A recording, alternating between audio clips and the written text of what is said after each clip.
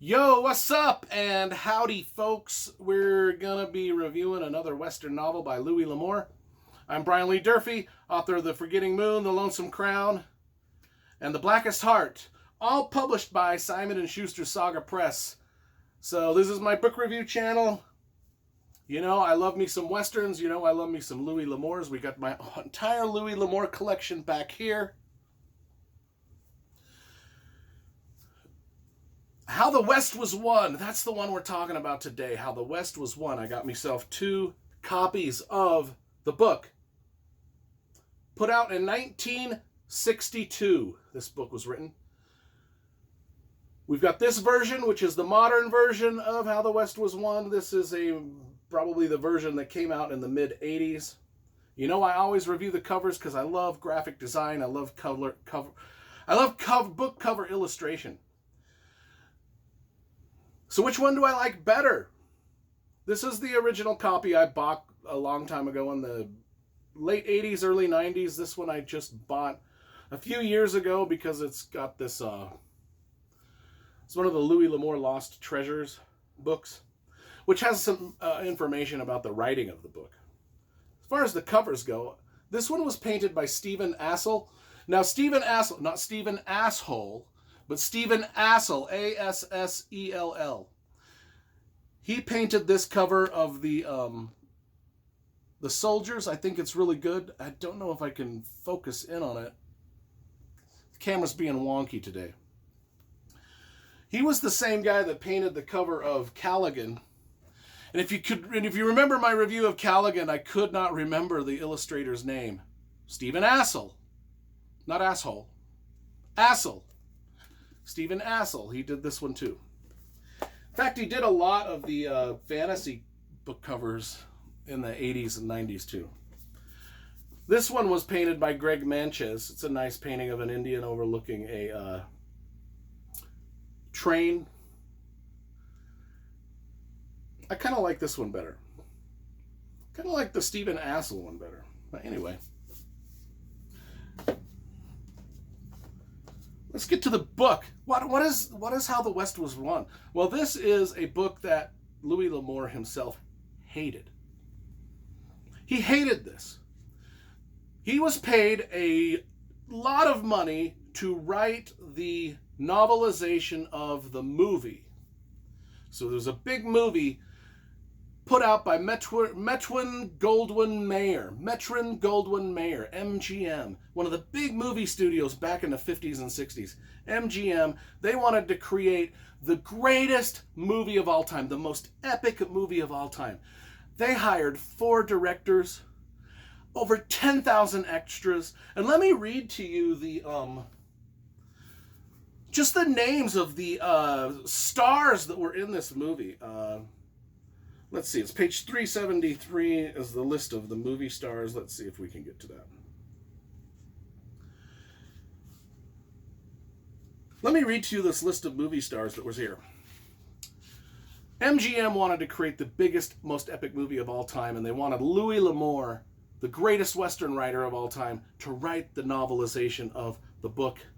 Louis L'Amour hated every moment of it. We're gonna get into that a little bit here, but let me just read to you. I've not watched the movie. I've not watched the movie.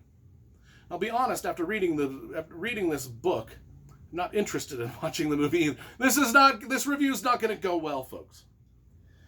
So let's talk about it. Jimmy Stewart, Carol Baker, Henry Fonda, Debbie Reynolds, John Wayne, Gregory Peck, George Peppard, Robert Preston, Richard Widmark, Eli Wallach, Lee Von Cleef, Walter Brennan, Raymond Macy, Agnes Moorehead, and Spencer Tracy. Staggering amount of stars. Staggering amount of stars in How the West Was Won, the movie. And Louis L'Amour was hired to write the novelization. I mean, they when they came out with this movie, they wanted it not only to be the biggest epic Western movie, not just Western, but the biggest epic movie of all time. And they wanted to have all the big name stars of the time in it. And They wanted Louis L'Amour, the greatest Western writer of all time, to write the novelization. This was a big production, right? And so Louis L'Amour took the money and he's like, okay, I'll do it. Oh man, he hated every second of it. He fought tooth and nail to keep the artistic integrity of the Western story, because the movie was just breaking all sorts of rules and they were not getting the Old West accurate at all. And they wanted Louis L'Amour to put all of that inaccuracy in his novel. And he just fought them and said, no, mountain men did not do that. No, the Indians did not get along with those type of people. No, that's not how a wagon train would look. No, you can't have a wagon.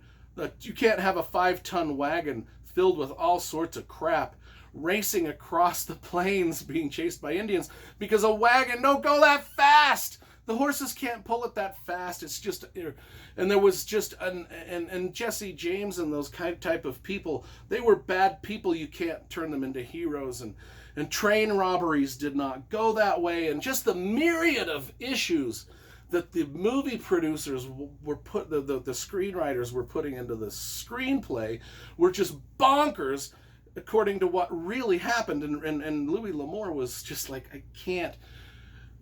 My artistic integrity is just going to be shot to hell if I put in the novel what's in the movie, right? So he fought tooth and nail to keep some accuracy in the novel. Didn't go well. He eventually just gave up and said, you do what you want, right? And so anyway, he put out this novel that was full of a lot of things he was not happy with.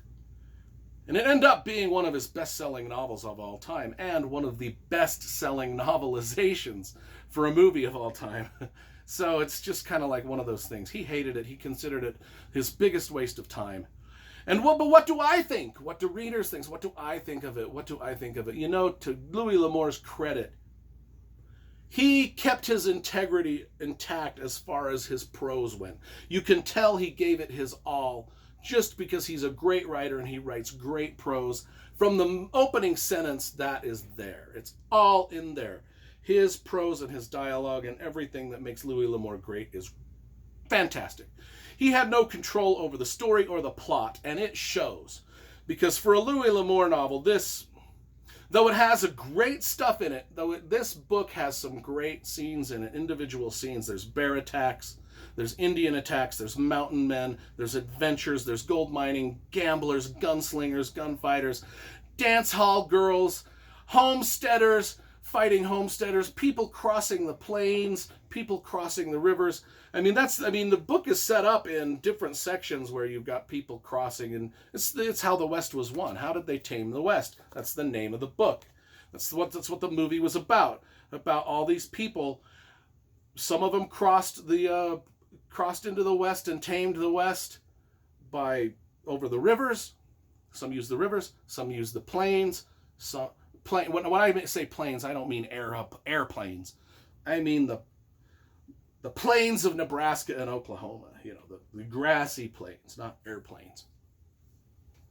Some of them use, because trust me folks, there will be people in the comments being, you dumb fuck, they didn't have airplanes back then. They weren't using planes to come westward. Trust me.